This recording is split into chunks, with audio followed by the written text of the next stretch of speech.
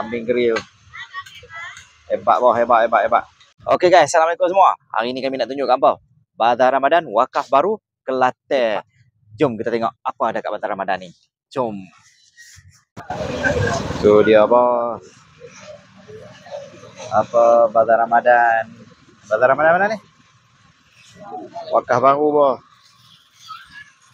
Bazar Ramadan Wakaf Baru, ramai ah. Ada gulai kawah tu ni. Gulai kawah nampak menarik eh. Lauk-lauk pun narik sini, lauk-lauk. Ni kerabu Maggi orang lama. Baik Kak Ani. Oh, beres. Kak Ani buat ni. Oh, etok. Sini ada jual etok. Etok 5 riyal ya. 5 riyal je. Yang ni macam biasa, Cik Na punya favorite. Favorite dia ayam bakar madu.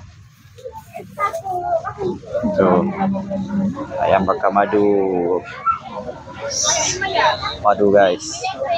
Rasak boh. Tu dia boh.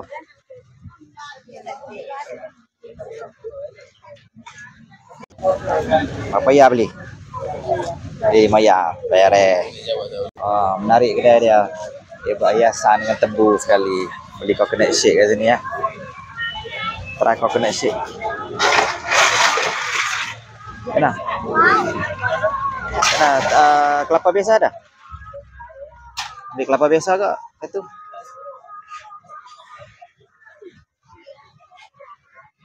Jagung.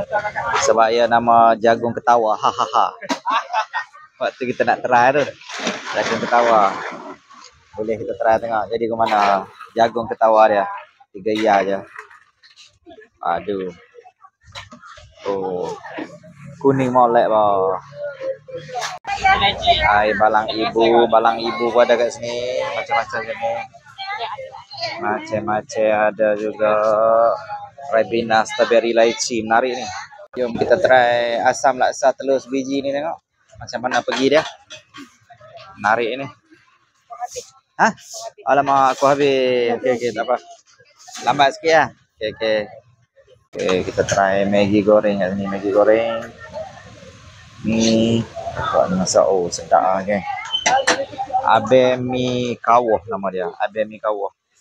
Bihun ada. Jadi kita nak try kuih tiaw lah. Nampak menarik guys. Wow. Menyiupkan. Okey, dapur kambing grill bawah. Oh. Kemah ni bawah ambil video sikit. Tengah masak ni. Allah. Beliau tengok lah. Kambing best lah. Kambing grill. Hebat bawah, hebat. Ya, berbagai jenis kek ada kat sini. Cik Na dia kalau kat sini dia beli samosa guys. Okey, nampak samosa dia. Memang menarik guys. Oh, steady adik kita.